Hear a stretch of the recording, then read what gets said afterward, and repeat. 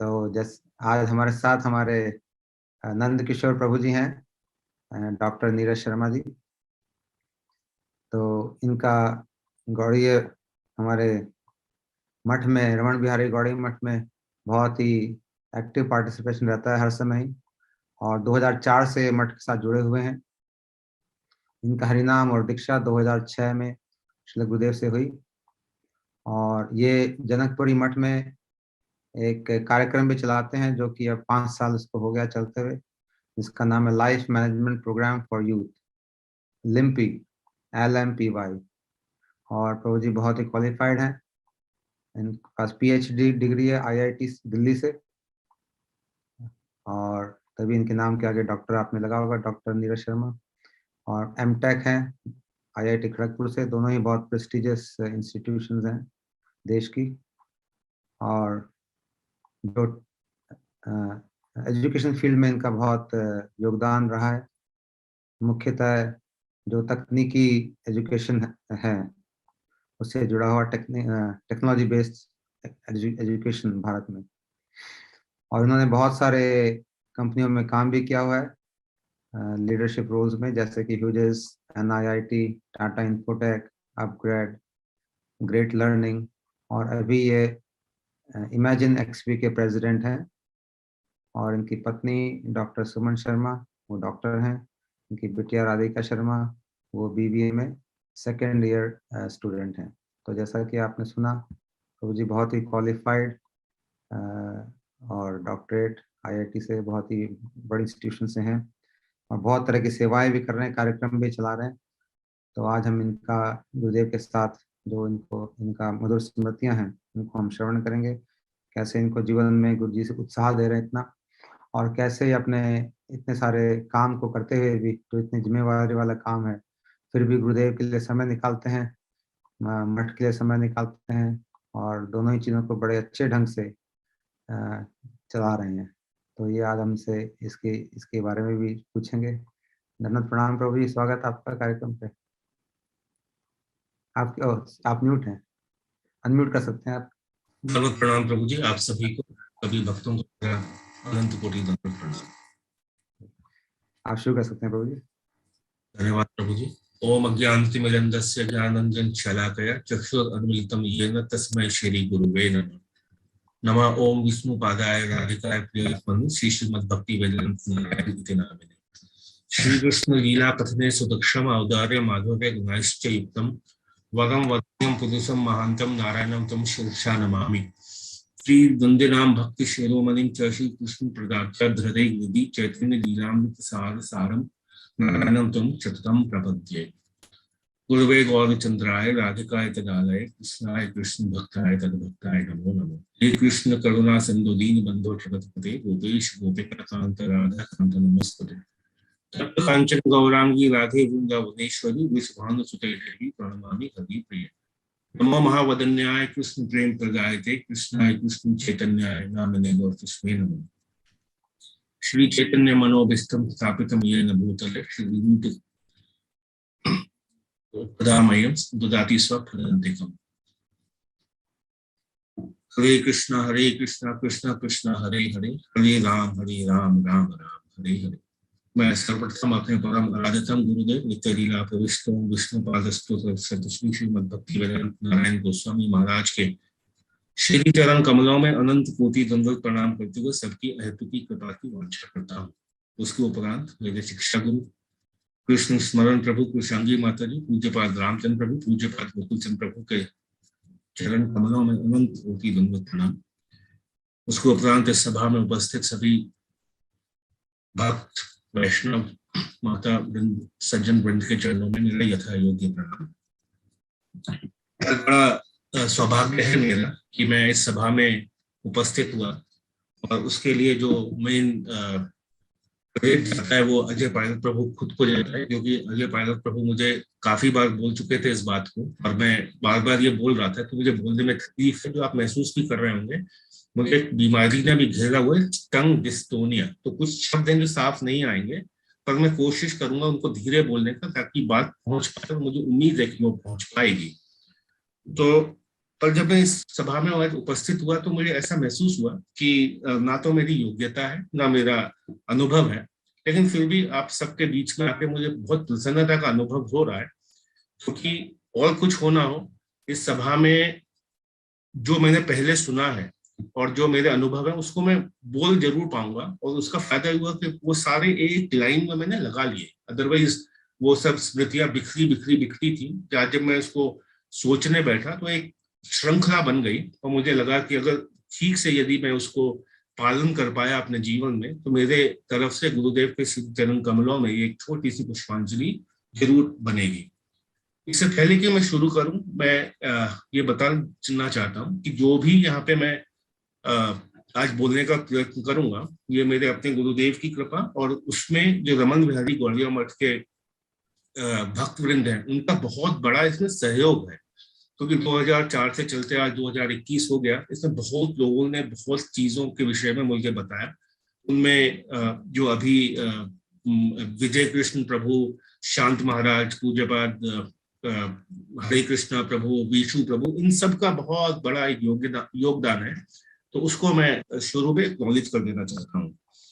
इसके बाद चूंकि आज लंबा समय दिया है मुझे अजय पायलट प्रभु ने, तो मैं छोटी सी बात बता देना चाहता हूँ, और आज मेरे बड़े भाई इस सभा में भी उपस्थित है, मदन ओबरॉय, तो वो भी इस बात को महसूस करते होंगे कि मैं दिल्ली में जब पीएचडी कर रहा था, क्योंकि ये 1 घंटे का सेशन है, तो मैं बता दूं कि ये बात मैं क्यों बता दूं।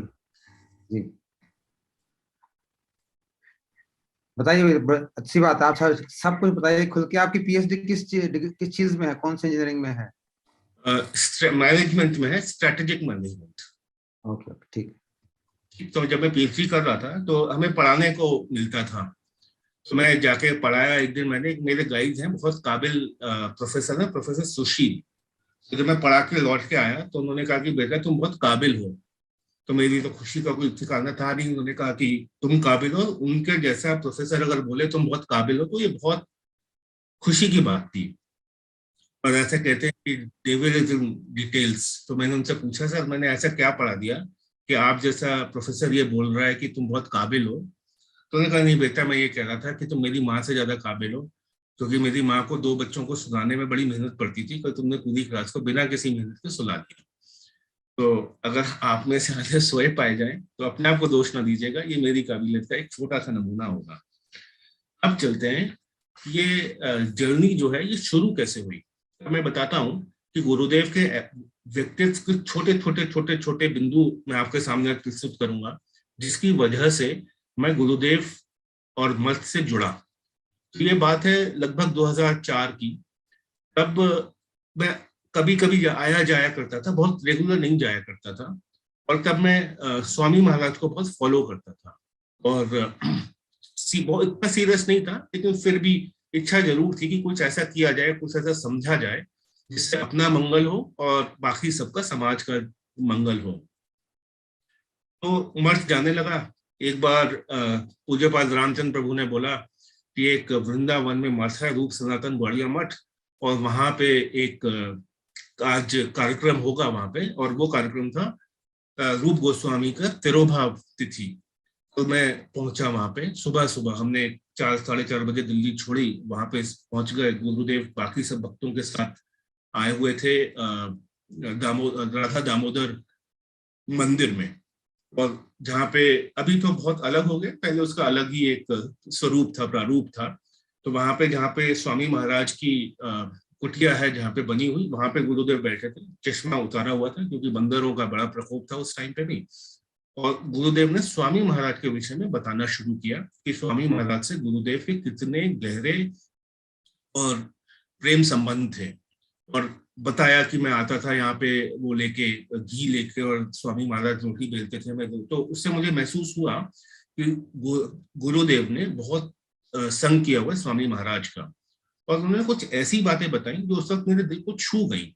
जैसे गुरुदेव ने कहा कि स्वामी महाराज जो गए थे वो बड़ी कठिन परिस्थिति में गए थे। मैं जब गया तो मुझे कोई छोड़ने के लिए था, कोई वहां लेने के लिए था, वहां पर रहने की व्यवस्था थी, वहां कार्यक्रम की व्यवस्था थी, लेकिन स्वामी महाराज जब गए तब उनके पास बहुत कठिन समय था। और इस बात को महसूस करना और इस बात को बोलना, ये कोई आसान बात नहीं है, क्योंकि कहना अभी जैसे बोला जाए कि हमने इवन इस कार्यक्रम के विषय में भी मैं दावे के साथ कह सकता हूँ कि अभी जो इसका प्रारूप है, इतनी स्मूथली चल रहा है, ये पहले दिन नहीं रहा होगा, और उसको बहुत कम लोग महसूस कर पाएंगे कि किस तरह से ये प्रोग्राम धीरे धीरे इवॉल्व हुआ। ये बात गुरुदेव ने उस वक्त दामोदर मंदिर में बोली, और मुझे ऐसा महसूस हुआ कि कितनी गहराई से इस बात को गुरुदेव ने समझा कि किन परिस्थितियों में स्वामी महाराज गए होंगे, जिसका अंदाजा मैं तो नहीं लगा सकता, लेकिन चूंकि गुरुदेव ने बोला तो मुझे ये बात समझ आ गई कि बहुत गहरा अनुभूति, इतना गहरा साथ था। तो ये चीज मेरे मन में अभी तक घर की हुई है। वहां से थोड़ी निष्ठा, थोड़ा सा श्रद्धा बढ़ी कि हाँ बिल्कुल सही और बहुत सटीक और बहुत गहरी बात मेरे गुरुदेव ने स्वामी महाराज के विषय में और भी बहुत बहुत बातें बताई। तो उससे मुझे बहुत अच्छा लगा सुन के, बहुत प्रसन्नता हुई, बहुत एक मन में श्रद्धा विश्वास गुरुदेव के प्रति बढ़ा कि बहुत सहज सरल तरीके से ये बात बताई। अब शाम का समय आया, शाम को मैं रूप सनातन गौड़िया मठ में जा पहुंचा। वहां पे उस दिन रूप गोस्वामी तिरोभाव तिथि का महोत्सव, और वाकई में वो महोत्सव था। बहुत तरह के, बहुत ऊंचे वैष्णव वहां पे और अलग अलग मठों से वैष्णव आए हुए, और उनका जो गुरुदेव के प्रति आदर और श्रद्धा भाव था वो देखते ही बनता था। और उसमें एक चीज मुझे अभी तक याद है बहुत अच्छे से, एक किसी अन्य ग्वालियर मठ के एक महाराज आए और उन्होंने बताया कि मैं अस्वस्थ चल रहा हूँ और मैं हॉस्पिटल में था, लेकिन चूंकि नारायण महाराज ने मुझे इनवाइट किया तो मैं आया, और इसके बाद में दोबारा जाके अपना उपचार करवाऊंगा। और उन्होंने बोला कि ना तो, और ये उनकी दीनता थी कि ना तो मैं बोल पा रहा हूँ ना मैं सुन पा रहा हूँ, मैं तो सिर्फ नारायण महाराज के आदेश पे दर्शन करने आ गया। ये बात उन्होंने वहां बोली। दूसरी चीज जो मुझे अभी तक बहुत अच्छे से याद है कि इतना अच्छा वो उसका संचालन हो रहा था पूरे कार्यक्रम का, तो गुरुदेव ने एक शब्द, एक सेंटेंस बोला जो मुझे अभी तक याद पड़ता है। मैं इस प्रस्ताव का हृदय के एक शब्द मैं भूल रहा हूँ, हृदय के अंतःकरण से इसका अनुमोदन करता हूँ। और इतना सुंदर वो सेंटेंस मेरे दिमाग में अभी भी गूंजता है। तीसरी चीज जो मैंने नोट की, वो उसमें लोग आते ही चले जा रहे हैं उस प्रांगण में, और वो छोटा नहीं पड़ रहा। उसमें जैसे मैं पहुंचा हुआ था, दिल्ली से बहुत लोग पहुंचे हुए थे, कुछ बंबई से आए थे, वहां के अपने मठवासी थे, और ऐसा लगता जा रहा था कि एक्सपैंड होता जा रहा है, अंदर आते जा रहे हैं, अंदर आते जा रहे हैं, अंदर आते जा रहे हैं, बड़ा सुंदर वहां पे। और ये बात सही है कि उस वक्त मुझे रूप गोस्वामी की महिमा, गुरुदेव की महिमा का इतना गहरा, ऐसा नहीं कि आज बहुत गहरा है, लेकिन तब अब थोड़ा बहुत फिर भी आप लोगों की कृपा से, आपके आशीर्वाद से, गुरुदेव की कृपा से समझ पाता हूँ, तब बहुत नहीं समझ पाया। तो ये बाह्य चीजों ने मुझे काफी अट्रैक्ट किया, तो वो एक छाप मेरे दिमाग में पड़ गई कि हाँ, जहां मैं आया हूँ वहां पे बहुत भक्ति की महिमा, भक्तों की महिमा, बहुत उच्च स्तर के भक्त, और जिनसे हम सीख सकते हैं, जो हमें एक दिशा दे सकते हैं, ये बात दिमाग में मेरे छप गई। अब गुरुदेव का दिल्ली मठ आना जाना शुरू हुआ, और मैं जा जाके कथा सुनने लगा गुरुदेव से। जब भी वो दिल्ली आया करते थे, जनरली वो प्रचार के लिए जाया करते थे, तो कभी 2 दिन कभी 3 दिन, पर जब भी गुरुदेव आते थे तो एक बड़ा फेस्टिव माहौल होता था, बड़ा उत्साह था, और वो महसूस होता था वहाँ के वातावरण में, वहाँ की ऊर्जा होती थी, वहाँ का जो उत्साह होता था, वहाँ पे जो बाकी अन्य अन्य जगहों से लोग आया करते, तो काफी दूर दूर से भी आते थे। साउथ दिल्ली से बहुत लोग आया करते थे, और फरीदाबाद से बहुत लोग आया करते थे जब भी गुरुदेव आते थे। और ये मैं बाद में मॉर्निंग वॉक्स के विषय में बताऊंगा कि मैंने गुरुदेव से क्या क्या सीखा और उसको किस प्रकार से इम्प्लीमेंट किया। तो उसके बाद धीरे धीरे करके जुड़ता रहा मठ से, मठ के जो वासी थे उनसे काफी स्नेह श्रद्धा, ये चलते चलते फिर समय आया गौर पूर्णिमा का। तो फिर कहा गया कि चलो चलो चलो। अब चूंकि मैं बहुत तेजी से और बहुत फर्मली मना नहीं कर पाया, तो मैं कहा चलो, तो मैं भी चला फिर सबके साथ, और जहाँ पहुंचा नवदीप। वहां पे उन दिनों मठ नहीं बना था जिस अवस्था में अभी है। तो जाके बाहर एक इंतजाम हुआ, वहां पे रहा, और धोती पहननी सीखी और आ गया मठ में। अब वहां पे जो मैंने माहौल देखा वो मेरे मानस पटल पर अभी भी अंकित है, और उसके कुछ ऐसी चीजें थी जो मन को छू गई बहुत गहराई तक। और वहां से श्रद्धा का बीज थोड़ा पुष्ट हुआ, और मैंने और थोड़ा अपने आप को समझाया कि नहीं, यही मार्ग ठीक है, इस पे ही मुझे आगे बढ़ते रहना है। क्या क्या चीजें छुई उस वक्त मैं आपको बताता हूँ। देखिए, हम क्या करते हैं, 500 लोग का अगर फंक्शन हो, 1000 का हो, 2000 का, तो बड़ी लंबी चौड़ी प्लानिंग, यहाँ पे प्लेकार्ड्स लगेंगे, वहां पे कुछ लिखा होगा, यहाँ पे इंस्ट्रक्शंस होंगी। वहां मैंने देखा कि इतने लोग और अलग अलग कल्चर्स के, अलग अलग मनस्थिति के वहां पहुंचे हुए, देश के, विदेश के, और विदेशों में भी कई देशों के लोग वहां पे। और एक बहुत अच्छा बड़ा नंबर बंगाल से भी आया हुआ था, एक अच्छा नंबर नॉर्थ इंडिया से भी गया हुआ था, और विदेश के थे ही थे वहां पे। इतना सुचारू रूप से वहां पे सब कुछ चल रहा है। अब सुबह निकले हम लोग, तो मैंने देखा गुरुदेव मठ के थोड़ा आगे एक फर्स्ट फ्लोर के कमरे पर रहा करते थे। और गुरुदेव ने ऐसे आशीर्वाद वहां पे उस कमरे से ही सबको, जो नीचे से पूरी यात्रा जा रही थी उस दिन अलग अलग जगहों पे, तो उसको, वो उस दृश्य को देख के ऐसा लगा कि उस वहां से एक ऐसी शक्ति आती है, एक ऐसा उत्साह देती है, जो वो कहती है कि हाँ, आज प्रफुल्लित मन से इस यात्रा के साथ कीर्तन करते हुए बाकी सन्यासी वृंद के अनुगत्य में चलते रहो। एक आनंद, उत्साह, माने तब लगता ही नहीं कि हम ऐसी जगह से आ रहे हैं जहाँ पे कष्ट, दुख, स्ट्रेस, क्या क्या, अभी पॉल्यूशन, ये वो सब कुछ चलता है। तो वो एक बड़ा अच्छा सा मेरे दिमाग में अभी भी एक अच्छा इम्प्रेशन है उस बात का। तब ये बात मुझे समझ आने लगी कि एक कोई एक शक्ति है, एक पावर है, एक गाइडेंस है जो इस सबको चला रही है। अन्यथा कैसे चलेगा? आई मीन, अगर पावर नहीं है, अगर प्लानिंग नहीं है, अगर शक्ति नहीं है, तो उसको, इतने बड़े कार्यक्रम को मैनेज कर पाना is not a easy task. अब उसमें कई चीजें हुई।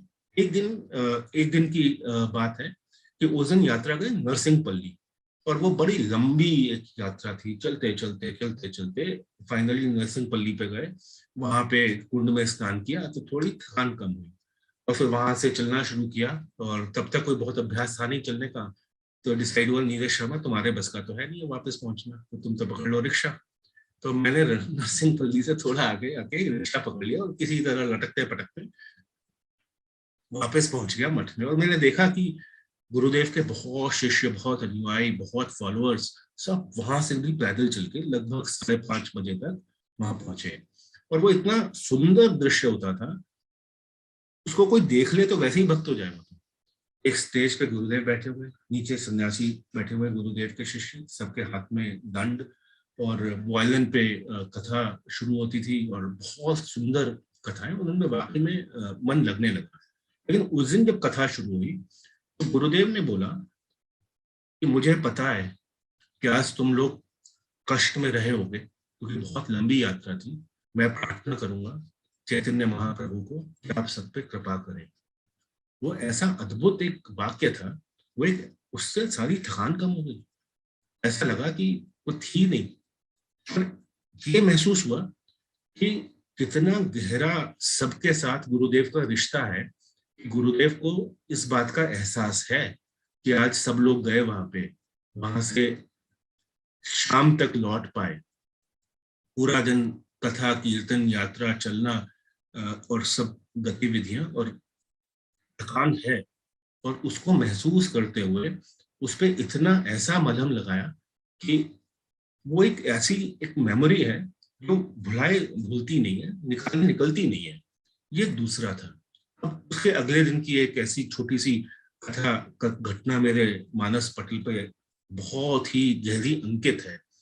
वहां पे बहुत प्रकार के भक्त आया करते थे गुरुदेव को, जो मैं देखता था, कोई फूल दे रहा है, कोई लक्ष्मी को, ऐसे। एक माता जी आई, और उम्र उनकी ज्यादा थी, और उनके हाथ में एक छोटा नोट था। शायद मैं होता तो जाता भी ना उस भीड़ में छोटा नोट लेके। तो वो माता जी आगे बढ़ी, और चलने में दिक्कत, और काफी लगी हुई थी उस स्टेज के आगे। गुरुदेव की नजर पड़ी उन माता जी पे। गुरुदेव ने इशारे से बोला, रास्ता बनाओ। और वो रास्ता बनाया गया, भक्त सब साइड में हो गए, थोड़ा हिल गए, और वो माता जी गुरुदेव तक पहुंची। माता जी ने प्रणाम किया और वो जो दक्षिणा थी वो गुरुदेव को दी। जिस तरह गुरुदेव ने उसको लिया, I mean, हिल गया मैं देख के कि वो इतनी ऊंची कोई रकम नहीं थी, लेकिन उसको भी गुरुदेव ने पहले बुलाया और उसको लिया। ये तीसरी चीज एक मेरे दिमाग में बैठी। उसके बाद जब लास्ट दिन निकलने का, सब लोग निकलने का, तो गुरुदेव ने फिर ये बात बोली कि ये मुझे महसूस होता है, ये मुझे पता है कि आप लोग बहुत कष्ट में रहे, क्योंकि अभी बस पता नहीं है, कोई बाहर रहा है, कोई सुबह जल्दी आया है रिक्शा पकड़ के, और उतनी सुविधाएं हम नहीं दे पाए। पर इसको भूल के आप जो यहाँ पे सीखा आपने हमारे साथ 5 से 7 दिन, उसको वापस जाएं, अपना भजन करें, और अगले साल फिर उत्साह से आए, और कार्तिक में भी आप जरूर आए। ये एक जो कनेक्ट गुरुदेव का, और मुझे ऐसा लगा कि वाकई में ये मेरे लिए कहा जा रहा है। और जब मैंने बाकी अपने जो भक्त गए थे यहाँ से दिल्ली से, जिनसे काफी क्लोज एक रिलेशनशिप है, उन सबको भी यही महसूस होता था कि गुरुदेव वाकई में हर एक से जुड़े हुए हैं।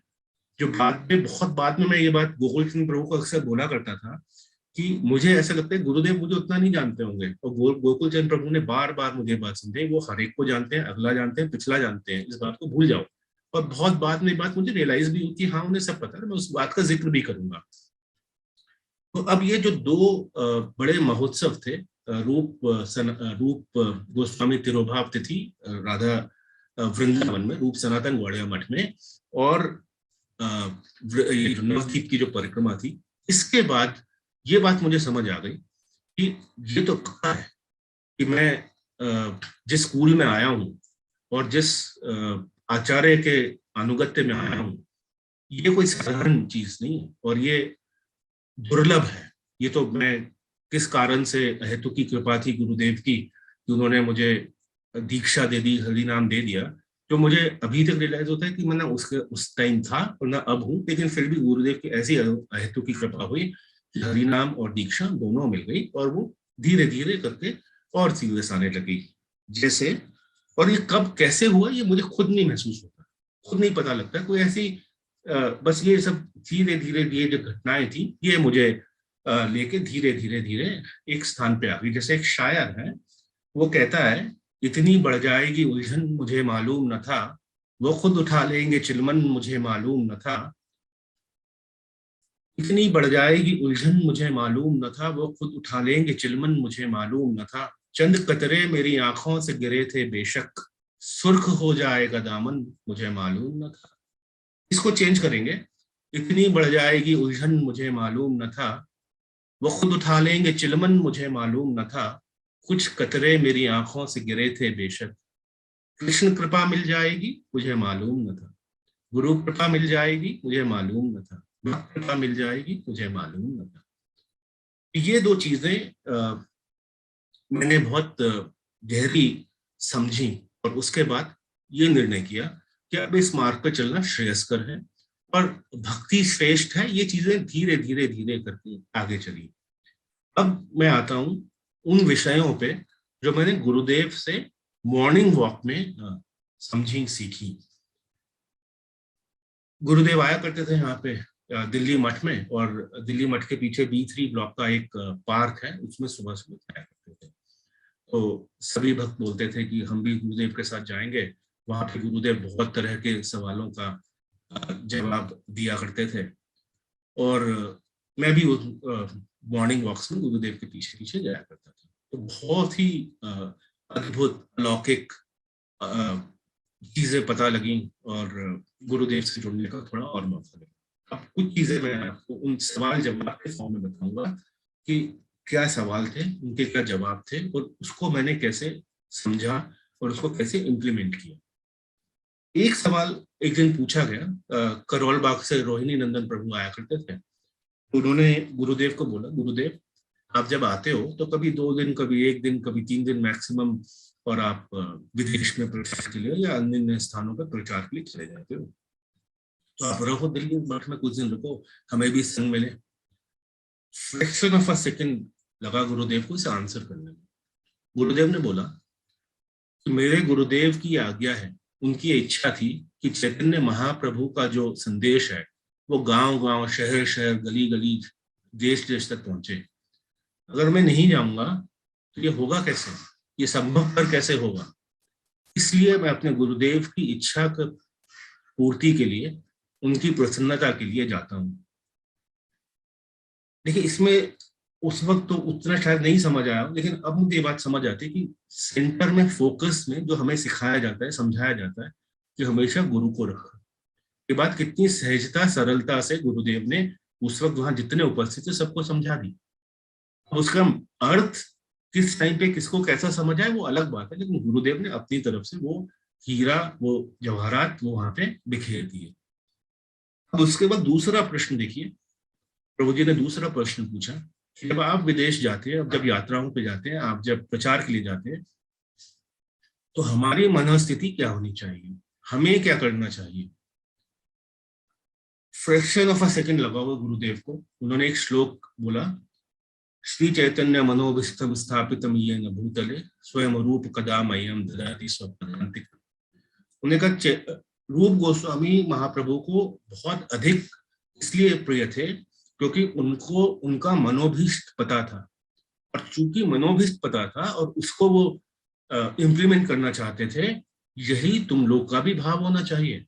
और देखिए कितनी गहरी बात, कितने आराम से गुरुदेव ने इतने सरल शब्दों में मेरे जैसे मूल व्यक्ति को समझ आ जाए, तो आप सोचिए कि कितना कमाल। अब देखिए इसमें भक्ति के कितने तत्व छिपे हुए हैं। सबसे पहला जो हमें भगवत गीता में बार बार बताया गया, दूसरे अध्याय के 7वें श्लोक में, कार्पण्य दोषो उपहत स्वभावा पृच्छामि त्वाम धर्म सम्मूढ़ चेता, शरणागति कि करना क्या है, इंडिपेंडेंट थिंकिंग नहीं होनी चाहिए। जो गुरु का, वैष्णवों का जो उनका मनोभीष्ट है उसको समझो और उसको पालन करो, अन्यथा तब तक मेरा भी ऐसा क्या था, अच्छा भक्ति करनी है, चलो भक्ति की जाए, कल चले गोवर्धन,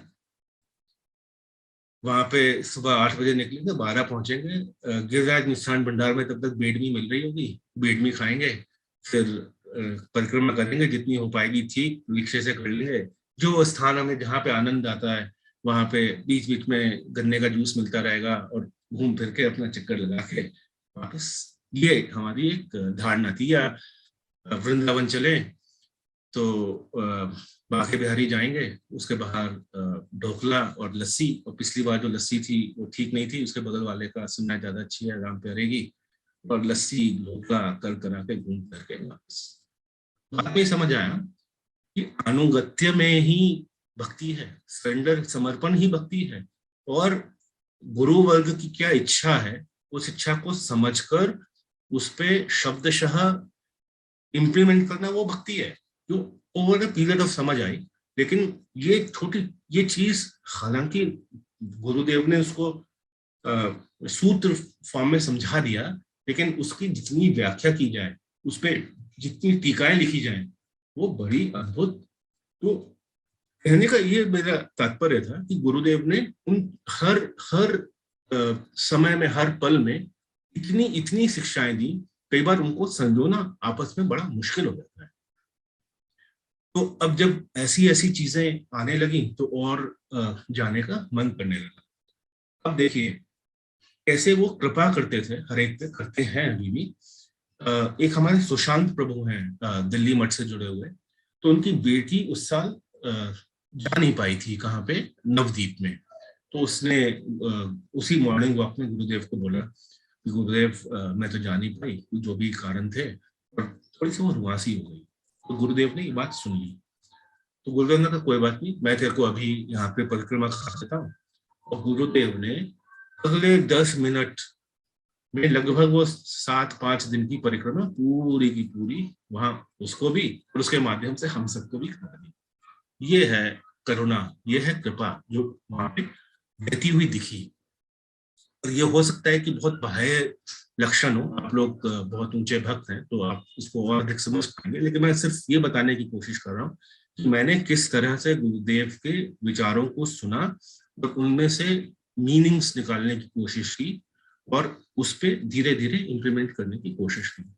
एक चीज मैं और आप लोग के साथ साझा करना चाहता हूँ। देखिए क्या होता है, कई बार मॉर्निंग वॉक तो हमारा टाइम है, it's our time, I should be relaxed और वगैरह वगैरह वगैरह।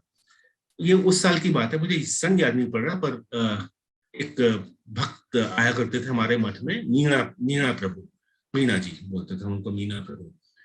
तो मीणा प्रभु जब आए उस साल, उन्होंने उस दिन, तो उस साल वो सेवानिवृत्त हुए थे, उनका रिटायरमेंट हुआ था उस साल। तो वो आए, तो उनको इंट्रोड्यूस कराया रामचंद्र प्रभु ने कि मीणा जी तो इस साल रिटायर हो गए, अब इनको हम सेवा और अधिक सेवा दे सकते हैं। तो रामचंद्र प्रभु ने बात बोली गुरुदेव को कि मैं सोच रहा हूँ कि इनको पब्लिकेशन में डाला जाए। अब देखिए सुबह का टाइम, गुरुदेव मॉर्निंग वॉक में, कोई आम आदमी सोचेगा कि मतलब अभी तो हम सीरियस है नहीं, 9 बजे से 5 बजे तक ही सीरियस रहते हैं, बाकी लाइफ में तो हम पहले सीरियस ना बाद में सीरियस। गुरुदेव ने आंसर किया, पब्लिकेशन में तो अभी काफी भक्त लोग काम कर रहे हैं, वहां पे अभी भक्तों के कोई कमी नहीं, सब सुचारू रूप से चल रहा है, तो इनको वहां पे जाके करेंगे क्या, कुछ काम होगा नहीं, कुछ सेवा होगी नहीं इनके पास। ये बहुत निर्भीक प्रचारक है, इनको प्रचार मिलेगा। ये सुबह के टाइम में सब भक्तों के बीच में, देखिए डिफरेंस में बताने की कोशिश कर रहा था, अलर्टनेस की, difference between hearing and listening, कि अगर हाँ हाँ ठीक है ठीक, उस वक्त भी कहाँ पे पूरा ध्यान, कि कहाँ पे कितने हैं कितने नहीं हैं, कहाँ पे आवश्यकता है, हमें क्या करना है, इतनी क्लैरिटी मॉर्निंग वॉक में सुबह सुबह, ये सब कोई बहुत साधारण व्यक्ति नहीं कर पाएगा। और देखिए सब बात छोड़िए, मॉर्निंग वॉक सुबह उस टाइम पे करना, हम में से कितने हाथ उठा के कह सकते हैं कि मैं उठ के 6 बजे मॉर्निंग वॉक के लिए जाता हूँ। ये अपने आप में लर्निंग है कि गुरुदेव सुबह सुबह जाया करते थे उस पार्क में और 1 चक्कर 2 चक्कर लगा करते थे। ये अपने आप में एक लर्निंग है। और ये मैं इसलिए कह रहा हूँ, कई बार लोग बोलते हैं गुरुदेव हम पे कृपा करेंगे, गुरुदेव कृपा करो। मैं बोल पा रहा हूँ, आप सुन पा रहे हैं। अजय प्रभु इस प्रोग्राम को इतने सुचारू रूप से 280वां दिन है, ये गुरुदेव की कृपा है, ये कृपा का मैनिफेस्टेशन है। अन्यथा गुरुदेव मठ ना बनाते, मैं मठ जाता नहीं, अजय प्रभु से मेरा कोई परिचय नहीं होता और मुझे मौका नहीं मिलता। यही कृपा है, करेंगे नहीं, कर दी, और इतना जो कुछ किया यही कृपा है। अदरवाइज कहाँ मैं, कहाँ अजय प्रभु, कहाँ पे अनंग मंजरी दीदी, अद्वैत प्रभु, सतीश कुमार, जितने भी यहाँ पे प्रभु लोग, माता जी, दीदी सब बैठे हुए हैं, ये सब गुरुदेव की कृपा के कारण ही यहाँ पे सब इकट्ठे हैं। अन्यथा कोई कारण नहीं था कि हम आज शाम को यहाँ पे अपने गुरुदेव की मधुर स्मृतियों में पार्टिसिपेट करते। हम देख रहे होते टीवी में सास बहू की लड़ाई और उसको कल डिस्कस करते हैं। कि गुरुदेव की कृपा है जिसने हमें बचा लिया। तो कृपा तो उन्होंने बाहर रखी है, हम कितनी पकड़ पाएंगे ये हम पे डिपेंड करता है। यहाँ पे प्रश्न उत्तर भी है कि लगातार चलता रहूं मैं, अजय प्रभु। चलते रहो प्रभु जी, प्रश्न उत्तर बीच में बाद में कर लेंगे लास्ट में। और मेरे को कोई आएगा तो मैं पूछ लूंगा। आप बड़ा अच्छा, बहुत ऑर्गेनाइज में बोल रहे हो, तो मैं आपको डिस्टर्ब नहीं करना चाहता। बहुत अच्छा। नहीं कोई डिस्टर्ब नहीं, अगर कुछ आपका कमेंट हो, कुछ हो मुझे बता सकते हैं। ठीक है, आप तो 280 बार इस चीज को देख समझ चुके हैं। नहीं, मैं कुछ बोलूंगा उस पर, आप उससे डिस्टर्बेंस होगा। आप बहुत अच्छा बोल रहे हैं, ऐसे चलते रहे अपने भाव में। अब बात आती है कि जो गुरुदेव का मेन उद्देश्य था उसको हालांकि मुझे पकड़ने में समय लगा, और उसमें मठ के जो बहुत सन्यासी लोग हैं वो भाव क्या था, जैसे भक्ति में तारतम्य जो है ये समझना आसान नहीं है।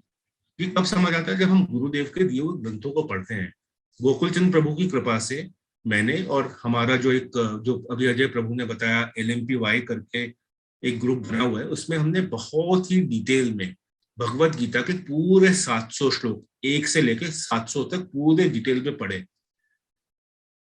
आप बिलीव नहीं करेंगे, उसको पढ़ के ऐसा महसूस हुआ कि एक ग्रंथ ही अगर गुरुदेव का कोई पढ़ ले, उस पर गुरुदेव की जो टीकाएं हैं वो अपने आप में इतना अद्भुत, इतना अद्भुत। तो मुझे ही समझ आया कि एक पढ़ के तो मैं इतना उछल रहा हूं, गुरुदेव ने तो ऐसे कितने लिख दिए। तो क्या महिमा होगी गुरुदेव की, इसको समझना मेरी बुद्धि से परे चला जाता है।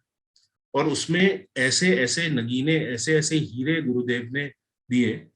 और समझ मुझे बाद में ही आया, जो भक्ति का तारतम्य है उसमें गुरुदेव ने बताया कि जो ब्रज की भक्ति है वो श्रेष्ठतम है। और उसको उन्होंने जगह जगह जगह जगह प्रतिपादित किया। जो मैंने पहले बहुत सारी भगवत गीता और उस पर टीका पढ़ी थी, लेकिन जो मेन उसका गुरुदेव ने बताया श्लोक है, और उसको जैसे समझने में बाद में ऐसा लगा कि इसमें था क्या। एक ही श्लोक 2 बार रिपीट हुआ। कहाँ पे रिपीट हुआ? 9 के 34 में, 18 के 65 में। उसको भी गुरुदेव ने इतना सुंदर तरीके से उसकी व्याख्या की, उसकी टीका की। मन मना भव मद भक्तो मदयाजी माम नमस्कुरु माम एवशसी सत्यम ते प्रतिजाने प्रियोसी में, 18 का 65। और गुरुदेव ने भी इस पे बहुत एम्फेसाइज किया। और इस पे आप नोट करेंगे कि भगवान ने भी बहुत एम्फेसाइज किया। 18 के 64 में बोला, सर्व गुह्यतमम भूय शृणु मे परमम वचः इष्टो असी में दृढ़म इति। बताया सर्व गुह्यतमम, सबसे ज्यादा कॉन्फिडेंशियल, भूय शृणु, दोबारा सुन, मेरे परमम वचन, मेरे सबसे हाईएस्ट वचन। तो एक तो भगवान खुद कह रहे हैं, और उसके बाद गुरुदेव ने हमें फिर समझाया कि सबसे जो इम्पोर्टेंट इसमें श्लोक है वो यही है, मन मना भव मद भक्तो मदयाजी माम नमस्कुरु माम एवशसी सत्यम ते प्रतिजाने प्रियोसी में। लेकिन जो बहुत गुरुदेव ने उसमें भी टीका में समझाया कि जो मन मना भव है, ये सिंपल ऐसा नहीं कि मन मना भव मुझे अपना मन दे दो। उसमें जो टीका में लिखा, एक ब्रज वधू का एक उसमें उल्लेख किया, उसमें कथा पूरी बताई कि वो ब्रज वधू आई वहां पे और एक बछड़ा था, बछड़े की पूंछ भगवान ने मरोड़ दी, और आखिर में वो कथा होती है कि ये इसको भूत नहीं यशोदा का पूत लग गया है। यानी कि पूरी भगवत गीता में सबके लिए सब उपदेश देके जो सबसे ऊंची वस्तु है, जो सबसे श्रेष्ठतम वस्तु है, और उसके भी तारतम्य जो सबसे श्रेष्ठ लेवल है, उसको भी गुरुदेव ने भगवत गीता में खोल के समझा दिया। ये कोई साधारण वस्तु नहीं है। कहां से शुरू किया?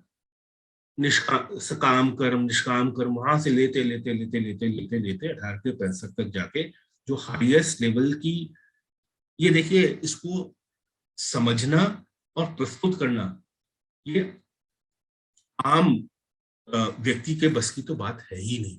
और उसमें भी बहुत तरह की टीकाएं हैं, और उसमें भी सबसे ऊंची टीका को वहां तक ले जाना और उसको इतने सरल रूप से समझा देना, ये सिर्फ गुरुदेव का ही महिमा है, उन्हीं का महात्म्य है, उनकी शक्ति थी, उनका ये अद्भुत प्रस्तुति थी कि हम जैसे लोग भी उस बात को अच्छे से समझ जाए।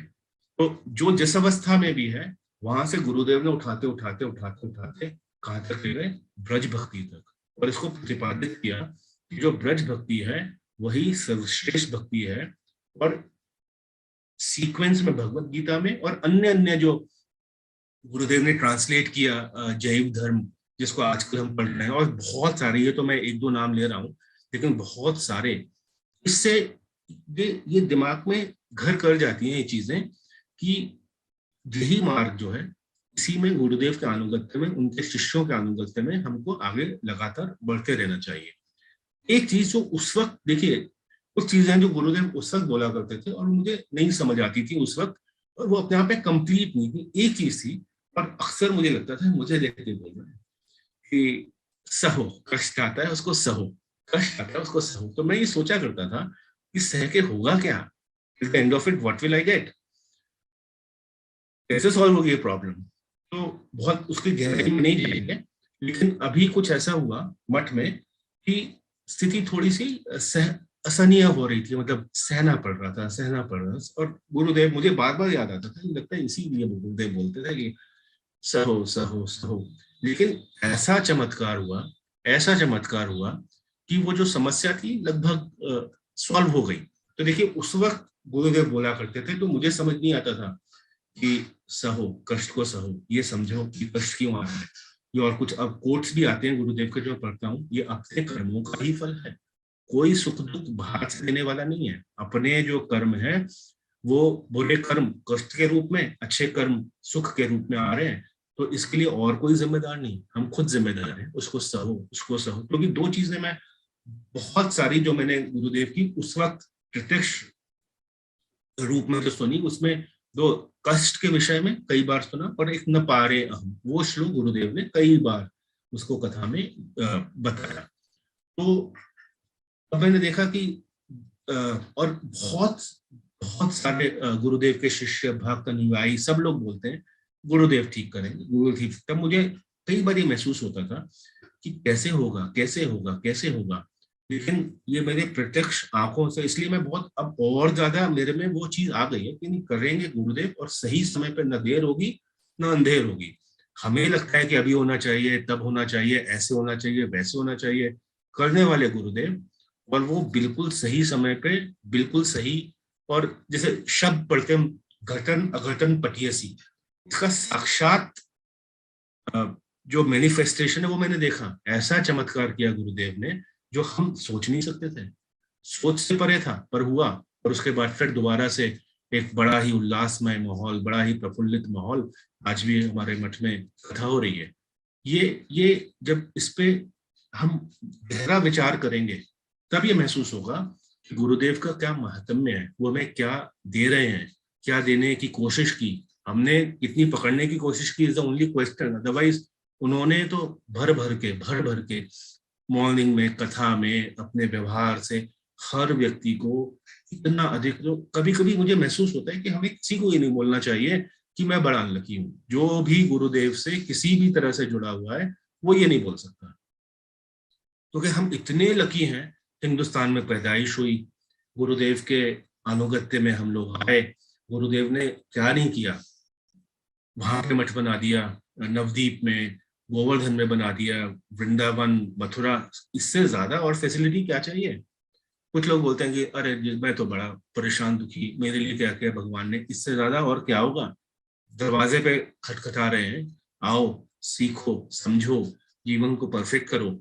लेकिन कमी का है हम अभी भी, ये बात पूज्यपाद विजय कृष्ण प्रभु अक्सर अपनी कथाओं में आजकल बोलते हैं कि हमारी अभी भी प्रॉब्लम ये है, कुछ तो होगा मटेरियल वर्ल्ड में कहीं, I think a combination of money, fame, this, beauty, कुछ तो आनंद होगा।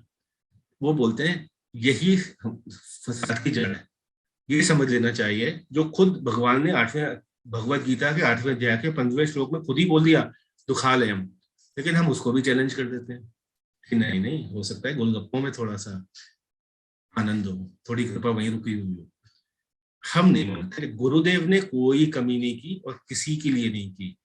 और बहुत माध्यम से, कितने देखे मैंने आपको माध्यम, मॉर्निंग का बताया, मॉर्निंग कथा का, जो उन्होंने इतने अच्छे अच्छे महोत्सव हम लोग के लिए किए, और इतनी अच्छी अच्छी सुंदर सुंदर कथाएं दी, इतने सुंदर सुंदर ग्रंथ दिए। और ये जो मैं आपको बता रहा था कि जो खुद मैंने देखा एक over a period of time, कैसे समस्या थी, गुरुदेव ने चमत्कार किया, वो समस्या सॉल्व हो गई। ये महसूस कराती है कि गुरुदेव अभी भी कथा कीर्तन नहीं, खुद अभी भी मौजूद हैं, हमें गाइड करने के लिए, हमारी प्रॉब्लम्स को सॉल्व करने के लिए, हमारी भक्ति को दृढ़ करने के लिए। और उसमें इतनी लर्निंग्स हैं जो अदरवाइज मैं कथा कीर्तन में शायद न समझ पाता। लेकिन इस पूरी घटनाक्रम में इतना सीखने को मिला, और इतना ज्यादा गुरुदेव के प्रति श्रद्धा और विश्वास इतना प्रगाढ़ हो गया, क्योंकि है यही है, देख रहे हैं सब, कुछ नहीं छुपा। और यही, अगर आप में से कोई नया, बहुत इसमें खुराना प्रभु मैं देख पा रहा हूँ, अजय प्रभु, इन लोगों ने तो बहुत संग किया। बल्कि इनके सामने तो मुझे बोलना नहीं चाहिए, परंतु चूंकि वैष्णव आदेश था इसलिए मैंने उसको शिरोधार्य की। तो इन लोगों ने कितना अधिक परिश्रम किया। तो अगर और भी लोग हैं जो बाद में जुड़े हैं, उनको मैं बताना चाहता हूँ, अपने अनुभव के माध्यम से, जो बहुत छोटा और बहुत निकृष्ट लेवल का है, फिर भी मैं ये कहना चाहता हूँ, ये मान के चलिए गुरुदेव आज भी हमारे मठ को, जनकपुरी मठ को, सारे मठों को, सारे शिष्यों को, सारे भक्तों को, ये जो उत्साह है, ये जो श्रद्धा है, ये जो विश्वास है, ये सब स्रोत वहीं से है, सब वहीं से आ रहा है। ना तो उनसे कुछ छुपा है और ना उनसे कुछ परे है। इसलिए हमें और भी अधिक सीरियस हो जाना चाहिए। अब सीरियस कैसे होंगे, ये एक प्रश्न बनता है। हर वक्त गुरुदेव आके हमें समझाएं ऐसा नहीं। उनके जो उन्होंने जो वहां पे ग्रंथ लिखे, उनकी जो कथाएं हैं, उनके जो कोट्स हैं, इसके माध्यम से पूरी तरह हमें जुड़ा होना चाहिए। देखिए, एक छोटी सी बात तो मैंने अपने जीवन में लगाई, वो ये थी, एक आई थिंक कोई बहुत बड़ा इकोनॉमिस्ट या कोई इंडस्ट्रियलिस्ट था, वो ये बोलता था कि ये कभी मत करो कि पैसा खर्च कर लो और जो बचे उसे सेव कर लो। उसने बोला पहले सेव कर लो, जो बचे उसको खर्च कर लो। हमें क्या करना है, जो मुझे समझ आया, जो हमारे भक्ति के कार्यक्रम है उसमें पहले समय लगा लो और जो बचा है उसको बाद में यूज कर लो बाकी चीजों के लिए। अब कई बार ये सवाल होगा कि हेल्प होगी कि नहीं होगी। मैं दावे के साथ आपको बता सकता हूँ, जो गुरुदेव से मैंने सीखा, उनसे सीखा, समझा और उसको इम्प्लीमेंट करता हूँ। करना आसान है, उसका प्लान करना बड़ा मुश्किल है। माने कर लीजिए आप, देखिए मैं भी उसी वर्ल्ड में रहता हूँ जिसमें आप सभी लोग रहते हैं। आप तो खैर काफी इसमें सभा में बहुत ऊंचे भक्त हैं, लेकिन कुछ ऐसे हैं जो मेरी तरह हैं, जो मटेरियल वर्ल्ड में अभी नौकरी करते हैं, 9 से 5, ये सब पूरा टारगेट चेज करना एक फैमिली है। लेकिन अगर हम गुरुदेव पे डिपेंड करके उसमें कूद पड़ेंगे, मान के चलिए गुरुदेव हर हालत में सपोर्ट करेंगे, मार दिखाएंगे, लेकिन जो हमारा अटेम्प्ट है वो सिंसियर होना चाहिए, वो बिल्कुल सच्चा होना चाहिए। जितना हम उनके समर्पण भाव से करेंगे, उतना अधिक हमें मार्गदर्शन मिलता जाएगा। अब एक सबसे कमाल की चीज बताता हूँ, जो बड़ी मुझे अचंभित करती है। मैं कई जगह, कई बार ऐसे मठों में जगह गया, लेकिन जहां भी मैंने कहा कि मैं भक्ति वेदांत नारायण महाराज का शिष्य हूँ, हर जगह मुझे इतना अधिक सम्मान, स्नेह, आदर। बहुत साल पहले की बात है, तब मैं एक दिन जो मंदिर है ख्वास खास में, जगन्नाथ मंदिर, वहां पे गया ये सोच के कि आज यहाँ पे प्रसाद पाऊंगा। तो वहां पे उस दिन प्रसाद था नहीं किसी भी कारण से। और भी भक्त साथ में, उन्होंने कहा बगल में ख्वास खास है, वहां चलते हैं। तो मैं उस मठ में पहुंचा, तो उन्होंने पूछा आप लोग कौन है, कहाँ से आए। तो मैंने बताया कि मैं रमन बिहारी वाडिया मठ से जुड़ा हुआ हूँ, भक्ति वेदांत नारायण गोस्वामी महाराज का शिष्य हूँ, और यहाँ पे आया था तो वहां दर्शन हुए, तो मैंने कहा। जैसे ही उन्होंने सुना, उन्होंने कहा चलो चलो नीचे चलो, अभी प्रसाद का समय है, प्रसाद रख लेते। और इतना अधिक आदर उनके मन में, मतलब मुझ तक को उन्होंने कहा नहीं तो प्रसाद पाए बगैर नहीं जाओगे, पूरा प्रसाद हुआ। और उसके बाद एक दिन मैं बहुत साल पहले ऊधव कुंड में पहुंचा वहां पे। तो वो जो वहां पे एक स्वामी जी जो उनके पंडित थे, उन्होंने मुझसे पूछा कि तुम कहाँ से आए। मैं कहा अभी तो हम पीछे अपना मठ है हमारा, गुरुदेव ने बनाया है, पर मैं भक्ति वेदांत नारायण गोस्वामी महाराज का शिष्य हूँ। जैसे मैंने कहा, उन्होंने वो पर्दा थोड़ा सा हटाया, वहां पर ठाकुर जी के नीचे एक तरफ स्वामी महाराज का और एक तरफ हमारे गुरुदेव भक्ति वेदांत नारायण गोस्वामी महाराज का पिक्चर। उन्होंने कहा अरे तुम उनके शिष्य हो। और फिर उनके विषय में बहुत उनकी महिमा उन्होंने बतानी शुरू की। तो जहां जहां जहां जहां जहां मैं गया, एक बार शांत महाराज मुझसे, कभी कभी कलकत्ता में बहुत जाया करता था, तो शांत महाराज ने कुछ ग्रंथ मुझे बोला कि चैतन्य गौड़िया मठ से लेके आना। तो मैं वहां पहुंचा, तो उन्होंने पूछा आप कहाँ से आए, जबकि मैं टाई कोट उसमें था। तो मैंने बताया कि मैं वैसे तो अपने काम से आया हूँ ऑफिस के, पर चूंकि मुझे कुछ ग्रंथ लेने थे तो मैं आ गया। तो उन्होंने कहा चलो ठीक है, हम तुम्हें अपने गुरु जी से मिलवाते हैं, भक्ति वल्लभ तीर्थ गोस्वामी महाराज। तो मैं पहुंचा अंदर। तो जब मैं पहुंचा तो उन्होंने पूछा कि तुम कौन हो, कैसे है, कौन तुम्हारे गुरु हैं। मैंने जैसे ही बताया, अरे तुम नारायण महाराज के शिष्य हो, तो तुम जाओ इस बार और बोलना उनको कि वो बहुत प्रकार में लगे हुए हैं, स्वास्थ्य का थोड़ा ध्यान रखें, और अगर लगे उनको तो थोड़ा विश्राम भी करनी। ये किसने बोला? भक्ति वल्लभ तीर्थ गोस्वामी महाराज ने।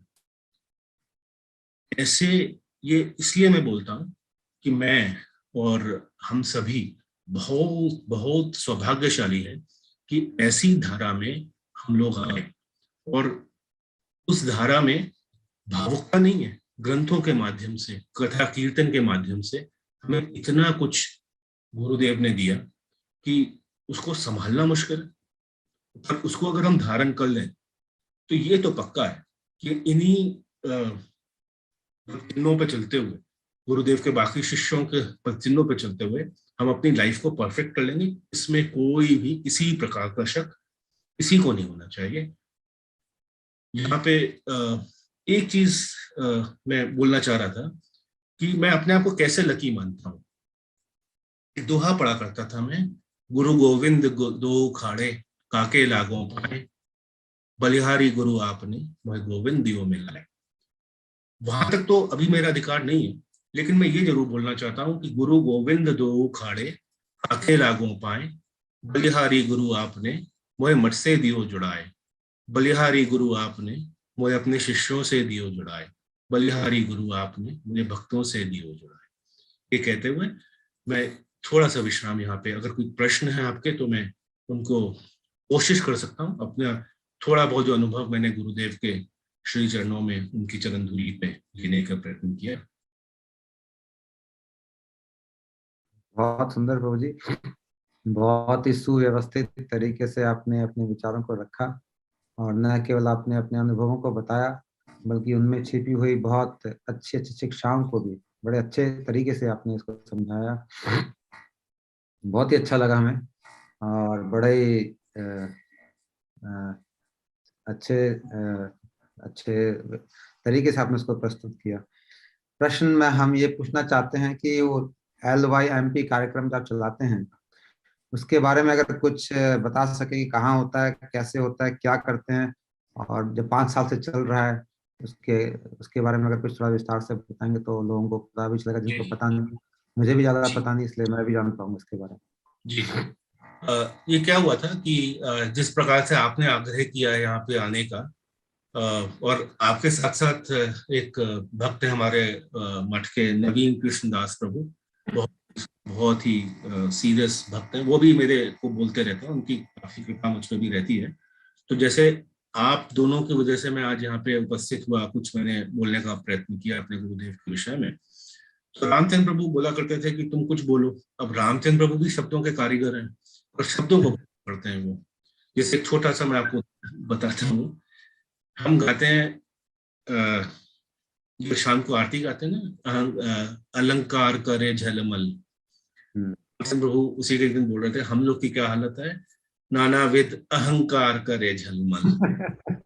एक दिन हम उसको वर्कशॉप किया करते थे, LMPY की वर्कशॉप करते थे। जब वर्कशॉप कंप्लीट हुई उस दिन, तो रामचंद्र लोगों के भक्तों के सवाल थे, तो राम ने आंसर किया कि वर्कशॉप तो क्लोज हो गई है, लेकिन शॉप में वर्क अभी चल रहा है, तो तुम पूछ सकते हो।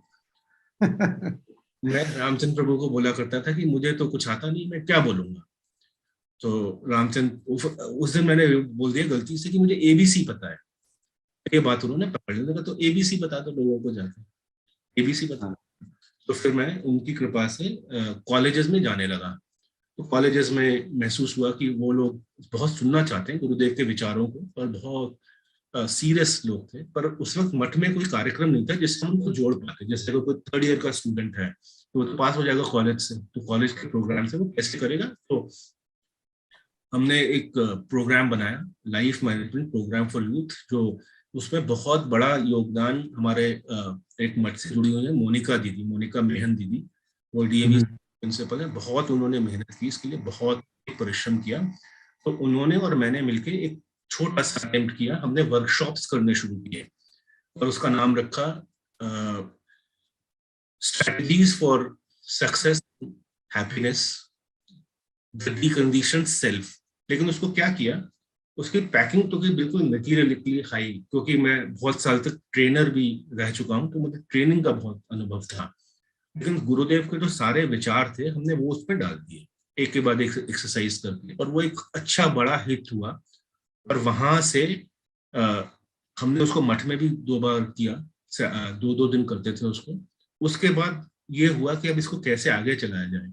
अब देखिए कृपा क्या होती है, तब तक मेरा भगवत गीता पे पढ़ी थी, लेकिन इतनी गहरी जो गुरुदेव ने लिखी है इस पे मेरा कोई अधिकार नहीं था, इस पे मेरा कोई प्रवेश नहीं था। लेकिन होता क्या है, जब गुरुदेव की कृपा होती है ना, तो अपने आप वो हेल्प करते चले जाते हैं। अब इच्छा थी कि करें, रामचंद्र प्रभु का आदेश था करें। गोकुल चंद्र प्रभु ने बहुत कृपा की, बेहद बहुत परिश्रम किया उन्होंने। और उन्होंने फिर kind of, not kind of, personal tuition देनी शुरू की कि गुरुदेव ने भगवत गीता में ये विचार रखे हैं। और देखिए, हमने इतनी सूक्ष्मता से मैंने उनसे सवाल किया और इतना गहरा उनका अध्ययन कि उन्होंने उतनी गहराई से बताया। एक श्लोक मैं आपको बताता हूँ, तो मेरा सवाल था, इससे ये आप महसूस करेंगे कि गुरुदेव ने उसको कैसे, उसका समाधान किया। और बहुत लोग शायद उस बात को ना पकड़े। ये श्लोक है 6 अध्याय का 17वां, मेरा बड़ा पर्सनल फेवरेट है। युक्तस्य आहार विहार चेष्ट, बताता हूँ एक मिनट। युक्त आहार विहारस्य आहार विहारस्य युक्त चेष्टस्य कर्मसु युक्त स्वप्नावबोधस्य योगो भवति दुःखा। मैंने ये प्रश्न पूछा कि जब ये लिख दिया युक्त आहार विहारस्य युक्त चेष्टस्य कर्मसु युक्त स्वप्नावबोधस्य, जब स्वप्न की बात हो गई तो बोध की करने की क्या जरूरत थी? उसका समाधान जो गुरुदेव के माध्यम से, गोकुलचंद प्रभु को उनके माध्यम से मुझे मिला कि अगर हम सपोज 8 घंटा सो रहे हैं या 6 घंटा सो रहे हैं, तो उसमें एक सिस्टम होना चाहिए 10 से 4, या 8 घंटे का एग्जाम्पल लूं, 10 से 6 का, 8 से 4 का। हम ऐसा नहीं कर सकते कि आज 10 बजे सो जाएं तो 6 बजे उठ जाएं, फिर 12 बजे सो जाएं 8 बजे उठें, रात के 1 बजे सो जाएं 9 बजे उठें। उसमें भी एक सिस्टम होना चाहिए। ऐसी ऐसी छोटी छोटी छोटी चीजें उसमें बहुत बहुत सारी हैं, बहुत सारी हैं। तो वहां से फिर फिर हमने इसको बढ़ाना शुरू किया। गुरुदेव की कृपा से, बाकी भक्तों की कृपा से फिर वो उस कार्यक्रम में लोग जुड़ने लगे। फिर हम अनुगत्य में बाकी भक्तों के, सीनियर भक्तों के अनुगत्य में ब्रजधाम यात्रा में भी जाने लगे। और उसमें फिर बहुत सारे हमारे तीर्थ महाराज, वन महाराज, माधव महाराज और रागा लिखा दीदी, कमल प्रभु, ये सब लोग भी आके उसमें कथा सुनाने लगे। तो वो बहुत सुचारू रूप से चलता जा रहा है। तो इसमें सभी लोग बहुत मेहनत से, और अब हम तीसरा अध्याय पढ़ लिया जैव धर्म का, भगवत गीता के पूरे करने के बाद उसमें हम, और उसको हम बहुत, जैसे स्कूल का माहौल होता है, 10 बजे क्लास शुरू होगी, 11:30 बजे खत्म होगी, टेस्ट होगा, एग्जाम होगा, वो सब करते हुए चलते हैं। तो जो मेरे को समझ में आया, ये कार्यक्रम आप मठ में चला रहे हैं फिलहाल? जी, मठ में ही चल रहा है 5 साल से। अच्छा, तो कितने बजे से कितने बजे तक, कौन से दिन चलता है? इतवार को करते हैं हम लोग 10 से 11:30। अभी उसमें एक चीज और ऐड की गई है। अभी विजय प्रभु ने हमको 100 श्लोक, जो मुख्य श्लोक वो दिए थे, तो हमने सोचा क्यों ना इनको कंठस्थ किया जाए, क्यों ना इनको और अच्छे गहराई से समझा जाए। तो हम 9:30 से 10 तक 2 श्लोक को कंठस्थ करते हैं, समझते हैं, टीका पढ़ते हैं। और बुधवार को, जैसे अभी 9 बजे से 9:30 हम और 2 श्लोक करेंगे। तो ये इतवार को चलता है। बाकी स्कूल कॉलेज में जाके, अभी तो कोविड था, तो जैसे भारती कॉलेज में एक हमने प्रोग्राम अपना बना रखा है, जो हमारे मठ से बहुत नजदीक है। तो एक महाराजा सूरजमल इंस्टीट्यूट है, और ये प्रोग्राम मैंने, जो वर्कशॉप की मैं बात कर रहा था, ये एक बड़े गुरुदेव की कृपा से अच्छी एक वर्कशॉप तैयार हो गई है, जिसको हमने कई जगह कई बार किया, इंक्लूडिंग सुंदर गोपाल प्रभु के थ्रू एक बार आई थी, भुवनेश्वर में किया, मेरे अपने कॉलेजेस में मैंने कई बार किया हुआ है। पर जो मेन कार्यक्रम है वो मठ में इतवार के दिन 10 से 11:30, और जो श्लोक में इंटरेस्ट रखते हैं वो 9:30 से 5 सकते हैं। अच्छा, तो इसकी कोई ड्यूरेशन, आपने कहा 5 साल से चल रहा है, तो मान लो एक व्यक्ति आता है तो वो कितने दिन में इसको खत्म करता है, या फिर हमेशा आ सकता है, रिपीट करते रहते हैं, या फिर कहीं से भी पकड़ लेते हैं, क्योंकि उतना रिवीजन रहते हैं। जैसे इसमें एक हमने सेवा बना रखी है कि जो पिछली क्लास में हुआ था उसको रिवाइज करके अगली क्लास में बता दें, ऐसा। ठीक, बहुत सुंदर प्रभु जी, बड़ा अच्छा लगा। और कुछ कहना चाहते हैं आप तो कह सकते हैं प्रभु, आपकी इच्छा है। तो प्रश्न तो बताएं, अन्यथा मैं अपनी वाणी को यहीं पर विश्राम देना चाहूंगा। ठीक है, तो प्रभु जी ने आज बड़ी अच्छी अच्छी बातें कही हैं, और बड़े ही सुनियोजित तरीके से, बहुत ही सुंदर अपने मधुर स्मृतियों को स्मरण किया, और उनमें से बहुत शिक्षाएं जो उन्होंने ग्रहण करी वो भी हमारे साथ साझा किया। उन्होंने जो शुरुआत की वो बहुत ही अच्छी, और जैसे हम सबको करनी चाहिए और सीखना चाहिए। अब हमारे भक्ति में जिन लोगों ने हमें मदद करी है, उनको प्रणाम करके धन्यवाद देके ही कुछ शुरू करना चाहिए। ये प्रभु जी ने बड़ा अच्छे तरीके से विजय कृष्ण प्रभु को स्मरण किया, शांत महाराज को स्मरण किया, रामचंद्र प्रभु को स्मरण किया, गोकुलचंद्र प्रभु को स्मरण किया, यही पद्धति है। अगर हम ये नहीं करेंगे तो हम कहीं सक्सेसफुल नहीं हो सकते। भजन में गुरु जी कहते थे, जिन्होंने थोड़ा सा भी आपको हेल्प करी है भजन में बढ़ने के लिए, उसको अवश्य ही स्मरण करो, प्रणाम करो। तो ये बहुत जरूरी बात है। तो आपने वैसे ही गुरु जी की बताई पद्धति से सब कुछ शुरू किया। उसके बाद आपने पूज्यपाद भक्तिवेदांत स्वामी महाराज जी को स्मरण किया, क्योंकि उन्होंने भी आपको शुरू में भक्ति में आने में सहायता दी। तो वो भी आपने बड़ी पद्धति से किया। और फिर किस तरह से आप रूप गोस्वामी की तिरुभाव तिथि में गए सबसे पहले, उसका आपने बहुत सुंदर तरीके से डिस्क्राइब किया। कैसे महाराज जी ने अपने पूज्यपाद स्वामी महाराज जी के संबंधों के बारे में बताया, उस जगह पे बैठ के जहाँ पे कि वो किचन बना हुआ है। आज जो आप जो लोग राधा दामोदर मंदिर जाएंगे उसके दर्शन कर सकते हैं। वहाँ पे जो रसोई घर है, वहाँ पे गुरुदेव और पूज्यपाद स्वामी महाराज जी दोनों बैठ के रोटियां बनाते थे, सेकते थे, और आपस में प्रीति पूर्वक घंटों घंटों बातें किया करते थे। तो वो आपने बताई बहुत सुंदर। और फिर रूप गोस्वामी तिथि में किस तरह से बड़े बड़े वैष्णव लोग आते थे। उसमें से एक वैष्णव हॉस्पिटल से आपने आज इसका वर्णन किया, सिर्फ गुरु जी के दर्शन करने। तो गुरु जी का ऐसा प्रभाव था कि सभी बड़े बड़े वैष्णव गुरु जी से मिलने आते थे, और गुरु जी उनका बहुत सम्मान करते थे, बहुत आदर सम्मान हमने देखा है उनका करते थे। और बड़े ही प्रेम से पूरी कॉन्फ्रेंस में जो कुछ होता था महाराज जी पूरा सुनते थे, 2-3 घंटे जितना भी चलते थे हर रोज वो, और कुछ बोलते नहीं थे। और महाराज जी सबसे ज्यादा जानने वाले वहां पे और सबसे ज्यादा अनुभवी, लेकिन शांत बैठ के सबका सुनते थे बड़े प्रेम से। और लास्ट में सिर्फ 10 मिनट बोलते थे। हम लोग तो गुरुदेव को सुनने के लिए बैठ के रहते थे कि कब गुरुदेव बोले, कब बोले, कब बोले। लेकिन महाराज सिर्फ 10 मिनट में ऐसी बात बोलते थे, 10-15 मिनट में ही, कि उसको सुन के एकदम गदगद हो जाते थे। और कहीं भी अगर कोई थोड़ा बहुत सिद्धांत से आवा होता तो महाराज जी बीच में ही पकड़ लेते थे, फिर महाराज जी नहीं रुकते थे कभी भी। कहीं भी महाराज जी ने उस सिद्धांत पे कभी भी कोई भी कॉम्प्रोमाइज नहीं किया।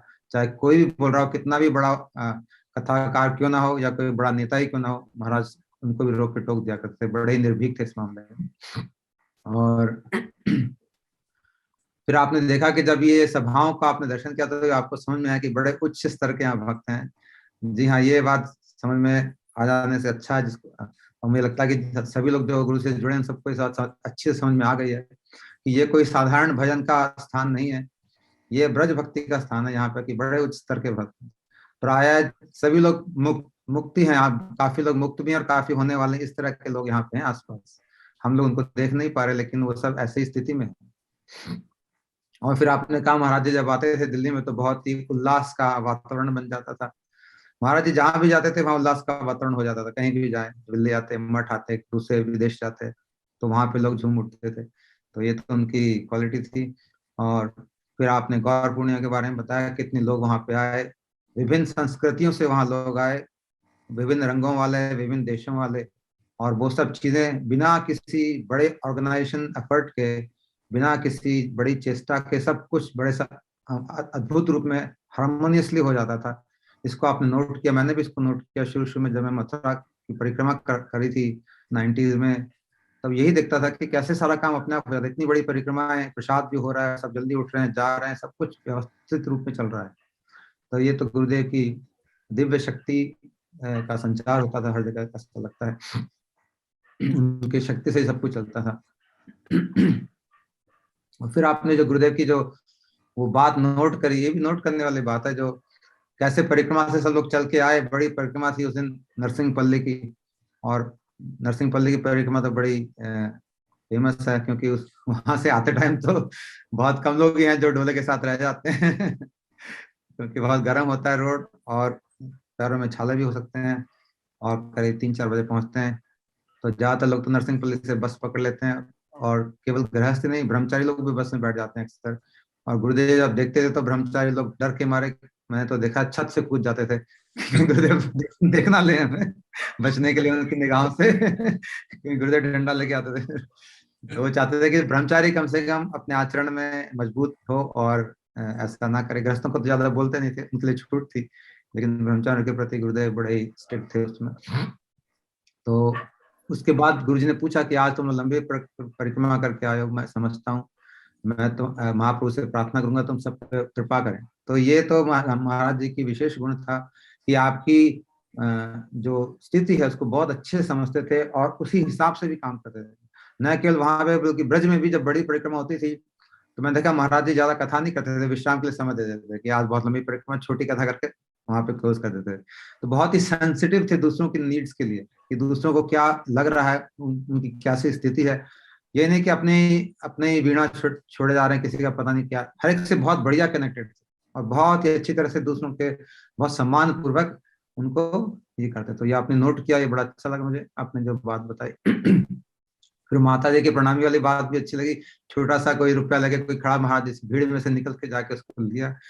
वो महाराज जी रुपया नहीं देख रहे हैं, वो तो उनके हृदय के भावों को देख रहे हैं कि किस भाव से लेके आई मेरे लिए, और उसको ग्रहण कर रहे हैं। जैसे कि भगवान भी ग्रहण करते हैं, पत्रम पुष्पम फलम जो में भक्त्या प्रस्तुति, जो भी मुझे कुछ देता है मैं उसको ग्रहण करता हूँ, ठाकुर जी कहते हैं।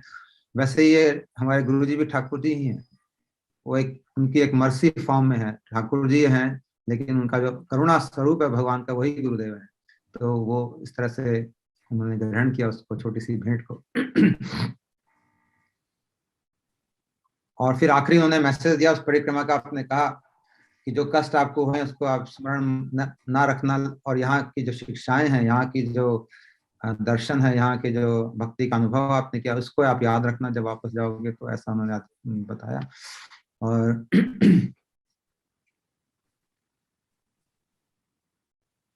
और आप इसकी मॉर्निंग वॉक की बड़ी अच्छी चर्चा करी।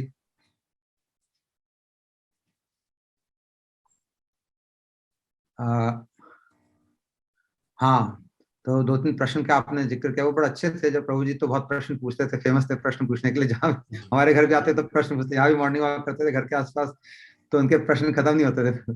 क्योंकि प्रभु जी हर कुछ पूछ लिया करते थे, बड़े ही निकट थे गुरु जी के, और अच्छा लगता था वो प्रश्न पूछते तो बाकी सबको भी सुनने को मौका मिल जाता था। और गुरु जी के पास जाके प्रश्न पूछना ही चाहिए। अगर गुरु जी के पास गए और हम प्रश्न ना पूछें, इसका दो ही कारण है, या तो हमें कुछ नहीं पता या हमें सब कुछ पता है। तो सब कुछ पता वाली स्थिति तो ज्यादा होती नहीं है, तो पहली वाली स्थिति ज्यादा होती है कि कुछ पता नहीं होता, इसलिए क्या पूछें। तो फिर उन्होंने जो प्रश्न पूछा कि आप विदेश जा रहे हैं, हमें छोड़ के, हमारा क्या होगा।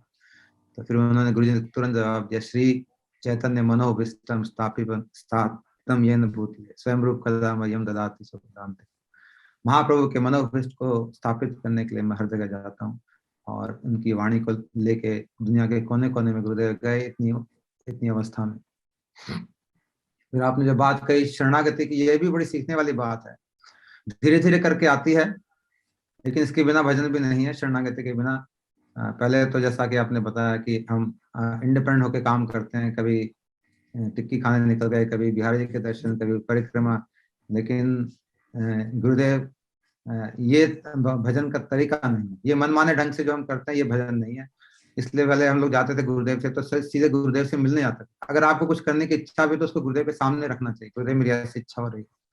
फिर वो जो बोले तो बस, अगर बोले ठीक है करो, ठीक है, उनका परमिशन लेके।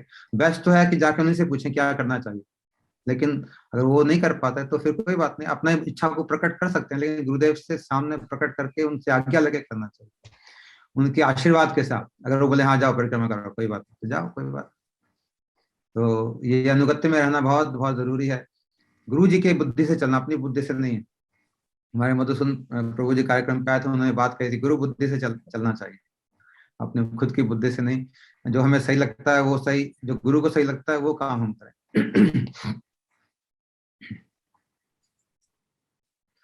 और फिर आपने सुशांत प्रभु की बात बताई, उनकी बेटी नहीं जा पाई थी परिक्रमा, गुरुदेव ने कहा मैं परिक्रमा यहीं करवा देता हूँ। कितने दयालु हैं देखिए। और उन्होंने यही परिक्रमा करवाई सबकी, और उनके साथ आप बाकी जो श्रवण करे उनकी भी हो गई, उनको भावों को सुन के। और मीना प्रभु की आपने बात बताई। आजकल मीना प्रभु कहाँ नजर नहीं आते, उनको देखा नहीं बहुत दिनों से। जी, बस में भी बहुत दिनों से देखा नहीं, उनको दर्शन नहीं हुआ उनके। हाँ हाँ, काफी दिन से परिक्रमा में भी दर्शन नहीं है। पहले तो हर परिक्रमा में आते थे, कोई मिस जी नहीं करते थे, मैंने जी देखा। जी तो फिर उन्होंने कहा पब्लिकेशन में भी आवश्यकता नहीं, कि फुल्ली अलर्ट, ये आपने फुल्ली अलर्ट वाली बात कही है। ये मुक्त महापुरुषों का गुण होता है हर एक का, कि वो हर समय अलर्टनेस में रहते हैं। आसपास उनके क्या हो रहा है वो उनको पूरा, उनके दिमाग कॉन्सेंट्रेट रहता है, और अलर्टनेस ये हम लोग के पास, हम लोग खो जाते हैं, यहाँ बह जाते हैं। लेकिन मुक्त महापुरुष हमेशा उनकी अलर्टनेस पूरी रहती है, 100%। और जो भी कुछ जैसे प्रश्न पूछते तो उसको पूरा ईमानदारी से, और उन्होंने सोच के गहराई से जो उपयुक्त है वो जवाब दिया। और ये भी बड़ी अच्छी बात है कि आपने इसको इतनी सूक्ष्म तरीके से नोट किया। सब लोग नोट नहीं कर पाते, सब लोग को ऐसे निकल जाता है, सुन लिया और निकल गया। लेकिन आपने बड़े अच्छे से इसको नोट किया और अपने जीवन में उतारा भी। और आपने ये भी कहा गुरुदेव की कृपा के कारण हम सब यहाँ पर हैं आज। एकदम ठीक बात है। गुरुदेव एक अच्छे फेविकॉल के जोड़ की तरह हम सबको जोड़ के रखा है। 1 साल से यहाँ पे इस कार्यक्रम को चला भी रहे हैं। मठ में भी बड़े सुंदर सुंदर कार्यक्रम हो रहे हैं और पूरा उनका जो संघ है उनकी कृपा से जुड़ा हुआ है। उनकी उनकी यादों में उनकी कृपा के कारण जुड़ा हुआ है। भक्त में तारतम्य समझना आसान नहीं है। आपने कहा भक्ति में ये सचमुच आसान नहीं है। धीरे धीरे गुरु जी की कृपा से चीजें समझ में आती हैं। और ब्रज की भक्ति सर्वश्रेष्ठ है, ये गुरुदेव की विशेषता थी। जहां भी जाते थे वो ब्रज की भक्ति को स्थापित करते थे सर्वश्रेष्ठ रूप में, क्योंकि वो स्वयं ब्रज भक्ति में प्रतिष्ठित थे, सुप्रतिष्ठित थे। और उस ब्रज भक्ति के बिना उनके प्राण जैसे कि छटपट छटपट करते। अगर वो ब्रज भक्ति की बात ना बोले, एक बार मुझे याद है दिल्ली में वो कथा कह रहे थे तो कहीं मतलब उन्होंने प्रारंभिक कथा कहनी पड़ी कहीं, तो उनको लगा कि उन्हें फिर लास्ट में लगते थे कि 4-5 दिन से मेरी कथाएं ऐसी हो रही हैं, ब्रज भक्ति की कुछ बात नहीं आ रही, आज मुझे मौका मिला बोलने का। तो बड़े उत्साह के साथ बोल रहे थे कि हाँ भी कुछ तो मेरा कनेक्शन बना यहाँ से। नए नए लोगों को नहीं तो प्रीच करे थे इसलिए वो चीज बोल नहीं पा रहे हो।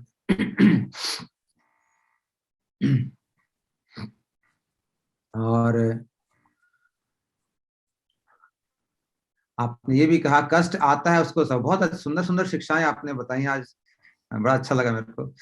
कष्ट आता है उसको सहो, ये बहुत गहरी बात है। महाप्रभु 3 श्लोक में जो कहते हैं तृणादपि सुनी चैन तरोरपि सहिष्णुना, तरोरपि सहिष्णुना जो बात महाप्रभु कह रहे हैं, पेड़ से भी ज्यादा सहनशील बनो। प्रभु जी ने भी ये बात कही, कष्ट आता है उसको सहो।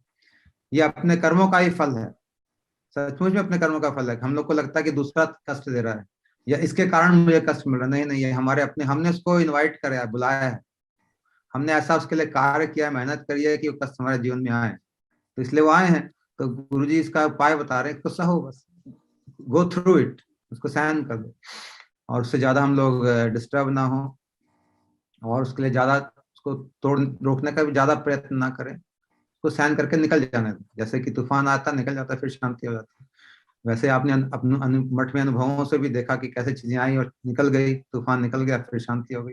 खाली इसको you have to wait and watch. और आपने कहा अघटन घटन पटी शक्ति, ये जो भगवान के पास होती है ये गुरुदेव के पास भी थी। गुरुदेव बड़े शक्तिशाली, कुछ भी कर सकते थे। एक बार नवदीप धाम में उन्होंने तो इंद्र को भी वार्निंग दे दी थी जब बहुत बारिश हो रही थी और इंद्र को वर्षा रोकनी पड़ी। जिस अंदाज में उन्होंने कहा था कि मैं आपसे, पहले तो प्रार्थना रूप में कहा फिर थोड़ा सा उन्होंने कड़क रूप में कहा, तो ऐसा गुरुदेव ही कर सकते हैं जो भगवान के इतने निकट हैं, जो देवताओं को भी आदेश दे सकते हैं वर्षा रोकने का। और वर्षा रुकी उसके बाद और फिर परिक्रमा बढ़िया से हुई। हम नहीं जानते, हम लोग तो जो लोग उनको इतने निकट से नहीं देखे उनको लगेगा कि साधारण पुरुष है, लेकिन वो साधारण पुरुष नहीं, वो भगवान स्वयं है जो इंद्र आदि देवताओं को आदेश दे सकते हैं। वो जो आदेश दिया तो सबने देखा, सबके सबके सामने गुरु जी ने किया पूरी बड़ी सभा में। तो अघटन घटन पटी सी शक्ति भी गुरुदेव के पास कभी कभी देखने को मिलती थी। और मैं बड़ा अनलकी हूँ ये कोई बोल नहीं सकता, ये आपने बहुत अच्छी बात, कौन क्यों बोलेंगे। हाँ, अगर अपना भजन नहीं हो रहा तो हो सकता है आप अनलकी हो, आपके अपने हमारे अपने फॉल्ट्स के कारण हम अनलकी हो सकते हैं कि हम जो हमें सेवा करनी चाहिए थी हमने नहीं करी, या अभी जो करनी चाहिए वो नहीं कर पा रहे, इसलिए आप कह सकते हो अपने। लेकिन गुरुदेव की तरफ से हम बहुत बहुत ज्यादा लकी हैं कि वो हमें ऐसे महान पुरुष से हमारी भेंट हुई या उनसे हमारा कुछ संबंध थोड़ा ही सही, जितना भी सही वो हो पाया, वो उनका थोड़ा संबंध ही बहुत ज्यादा है, बहुत पावरफुल है, बहुत शक्तिशाली है, जो हमको इस संसार के जंजीरों से छुटा सकता है और छुटा रहा है। बहुत सारे भक्त लोग अनुभव कर रहे हैं इस बात का। फिर आपने जो ये बात कही, ये बड़ी अच्छी बात है, कुछ तो होगा मटेरियल वर्ल्ड में। ये भाव जो आपने कहा ये मुझे बहुत अच्छा लगा। इस भाव के कारण ही हम भजन नहीं कर पाते। ये कुछ तो होगा मटेरियल वर्ल्ड में, इसलिए भैया अच्छे से देख लो क्या है इसके अंदर, इसको जी लो अच्छे से, रम जाओ जितना रम सकते हो, उसके बाद समझ जाओ। मटेरियल वर्ल्ड में रहने का मतलब यह नहीं कि उसमें डूब जाना, बल्कि उसको देख लेना, उसको निष्पक्ष रूप से देख लेना कि इसमें कुछ नहीं रखा है, इसको समझ जाना। गुरु जी कहते थे ये मटेरियल वर्ल्ड की बहुत उपयोगिता है, बेकार नहीं है। भगवान की बनाई हुई चीज, कोई भी चीज बेकार नहीं है। हर चीज की बड़ी उपयोगिता है। तो क्या उपयोगिता है? अगर इसको हम देखेंगे नहीं तो ये भाव बना रहेगा कुछ ना कुछ इसमें है, क्योंकि इसको हमने देखा नहीं है। तो दूर से जब लगा तो लगा अरे इसमें जरूर कुछ बात है, जरूर कुछ आनंद है, जरूर कुछ। तो उसके अंदर घुस के अगर आपको ऐसा लगता है तो उसको देख लो, उसमें कुछ आनंद नहीं। भगवान कह रहे हैं इस बात को, लेकिन कई सुनी बात हमारे अनुभव में नहीं आती कई बार। तो इससे अनुभव करके गुरु जी कहते थे एक यूनिवर्सिटी की तरह है, एक स्कूल की तरह है मटेरियल वर्ल्ड। यहाँ पे अपना कोर्स पूरा करो, चीजों को समझो और यहाँ से निकल जाओ। फिर इसमें रहने की जरूरत नहीं। जब यूनिवर्सिटी 3 साल का कोर्स पूरा हो गया, आप चीजों को समझ गए, फिर वहां पे रहने का प्रयोजन नहीं है। फिर आप असली जीवन में जाके उन चीजों को उनको यूज कर सकते हैं, उनको उपयोग कर सकते हैं। तो वैसे ही मटेरियल वर्ल्ड से सीख जाना कि भाई ये मटेरियल चीजों में मन लगाने से दुख ही हाथ लगेगा इवेंचुअली। अल्टीमेटली लास्ट में जो हमें हाथ में आएगा या तो खाली हो जाएगा। गुरुदेव का वीडियो मैंने कुछ दिन पहले दिखाया था इस कार्यक्रम पे, महाराज जी कह रहे थे nothing and then you will realise I have nothing. कितनी मेहनत करके। तो ये रियलाइजेशन अगर पहले जीवन में आ जाए, एट द एंड में ना आए, उससे पहले आ जाए, तो बड़ी सौभाग्य की बात है। गुरु वैष्णव की कृपा से अगर ये पहले हम समझ जाएं कि इसमें कुछ रखा नहीं है, खाली जीवन निर्वाह कर चलता रहे इसलिए थोड़ा बहुत हम करें, बाकी समय हम भजन में दें, ये इसकी यथार्थ उपयोगिता है। गुरु जी कहते हैं अगर इस जीवन से हमने भजन कुछ निकाल लिया तो इसका फायदा, नहीं तो ये बेकार हमने कर दिया सारा कुछ। इतना अच्छा ठाकुर जी ने मौका दिया था और हम इसी में रमे रहे। आए थे हरि भजन को, ओटन लगे कपास। We got busy in trivial matters. छोटी छोटी बातों के अंदर फंस के उसके अंदर बुनने लगे अपने सपनों के जाल, और खुद ही स्वयं उसमें फंस के मृत्यु आ गई। तो ये आपने बात जो कही कुछ तो होगा मटेरियल वर्ल्ड में, बड़ी अच्छी लगी। सबको इस पर ध्यान देना चाहिए, और जिसको पता नहीं चला क्या है उसको पता करने की कोशिश करनी चाहिए मटेरियल में क्या है। कुछ नहीं यहाँ, इस रियलाइजेशन धीरे धीरे आनी चाहिए हमें सबको।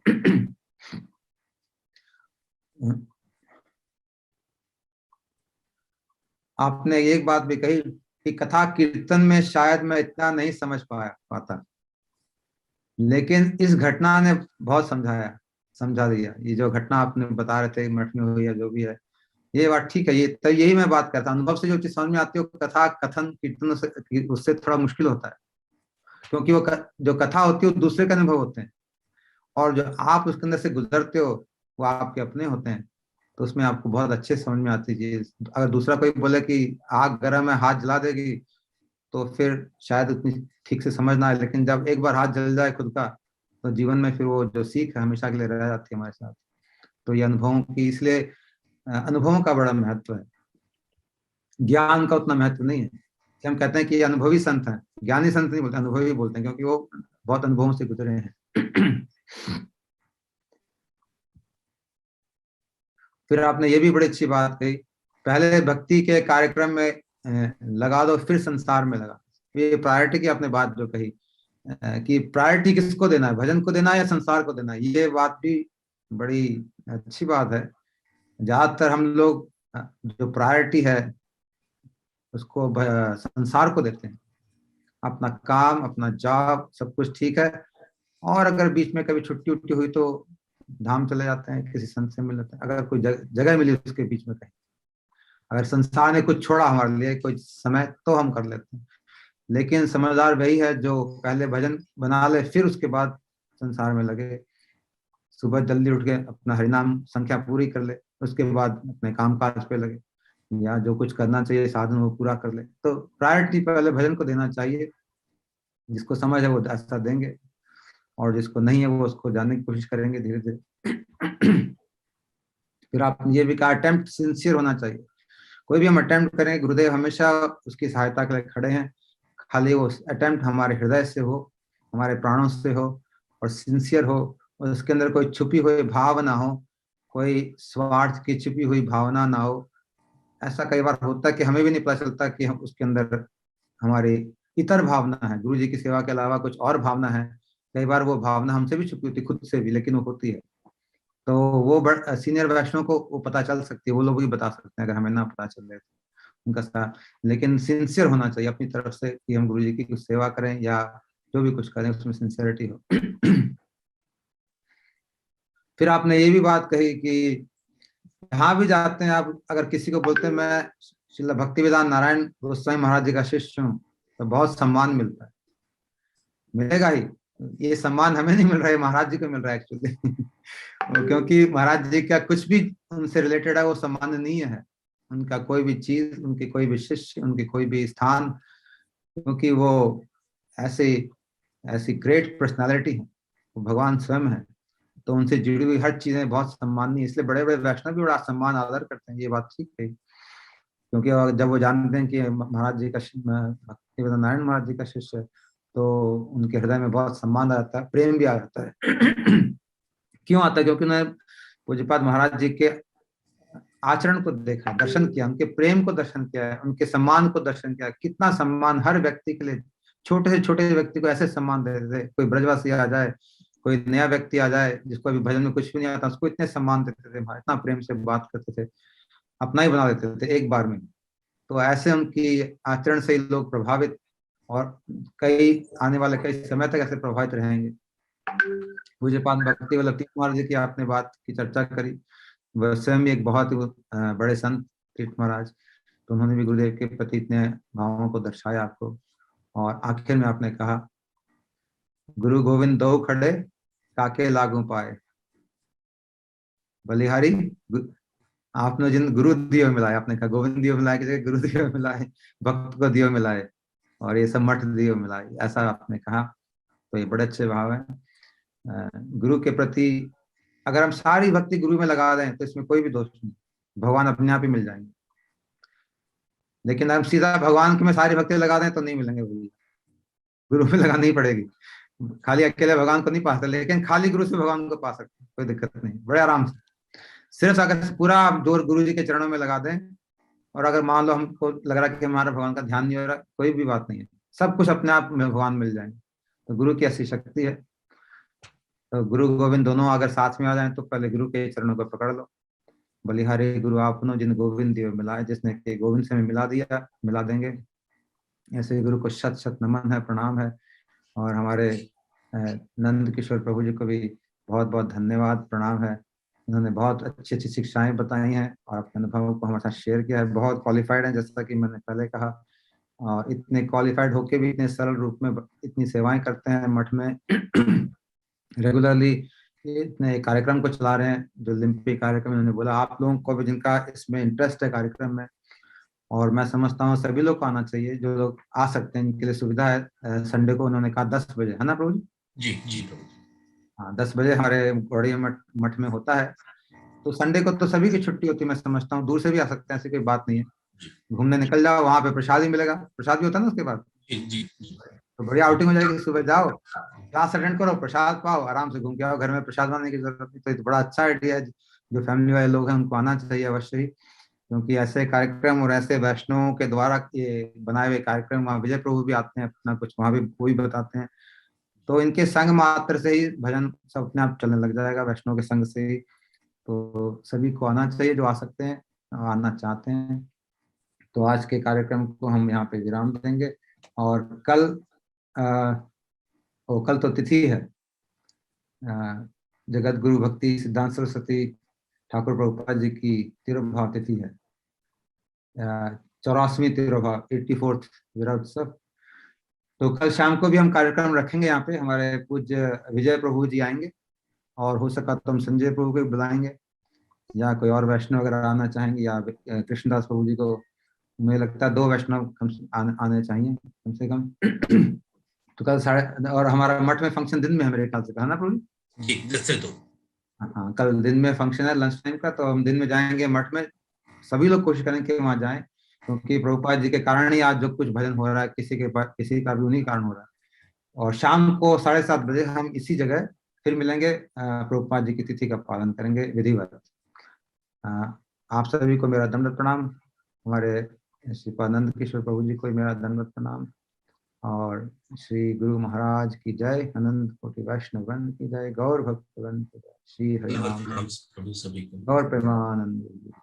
मैंने पूछा नहीं, माफ करना, अगर किसी को कुछ पूछना तो जो पूछना चाहे तो पूछ सकते हैं आप। अगर किसी को कुछ पूछना तो हाथ खड़े किए जा सकते हैं बीच में भी, क्योंकि मैंने म्यूट रखता हूँ। इसका मतलब ये नहीं कि कोई कुछ बोल नहीं सकता। जिसको बोलने की इच्छा वो अपना हाथ खड़ा कर ले, तो मैं उसको अनम्यूट कर दूंगा, तो उससे ऑर्गेनाइज रहता है। हाँ, जैसे सीता देवी जी बोलना चाहती हैं, बहुत अच्छा, तो आप बोल सकती हैं। अनम्यूट करके। हरे कृष्ण प्रभु जी, प्रभु जी दंडवत प्रणाम। उसका लिंक सेम रहेगा? किसका दीदी? कल के कार्यक्रम का? आप तो फिर से म्यूट हो गए, एक मिनट। कल के लिंक हमारा रोज ही सेम रहता है, लिंक चेंज नहीं होता। फिर भी हम हर रोज शेयर करते हैं, क्योंकि अगर जिनको पता नहीं उनके लिए, लेकिन सबकी सुविधा के लिए मैं इसको चेंज नहीं करता, ताकि ये कोई भी इसमें लॉग इन कर सकता है। और कोई पूछना चाहता तो पूछ सकते हैं। और कुछ सवाल है दीदी आपका? नहीं प्रभु, थैंक यू सो मच प्रभु। हरे कृष्ण। Okay okay.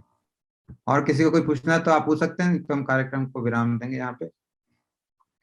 और कार्यक्रम के बीच में अगर कोई कुछ बोलना चाहे, पूछना चाहे, तो अपने हाथ खड़े कर सकते हैं। सभी का स्वागत है।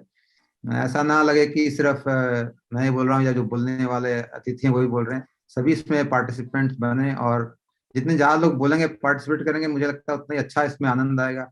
क्योंकि सबका जो इंटरैक्टिव जो कार्यक्रम होता है तो उसमें ज्यादा आनंद आता है, प्रश्न और उत्तर और इस तरह से चर्चाएं अगर होती हैं। तो आज के कार्यक्रम को हम विराम देते हैं। प्रणाम प्रभु जी। हरे आप कृष्णा। ऐसे बात करो कि मैं अपने गुरुदेव की सेवा निश्चल निष्ठुर मन से समर्पित भाव से कर सकूं, ऐसा आप लोग मुझे आशीर्वाद दें। आप तो कर ही रहे हैं बहुत सुंदर तरीके से। धन्यवाद, प्रणाम।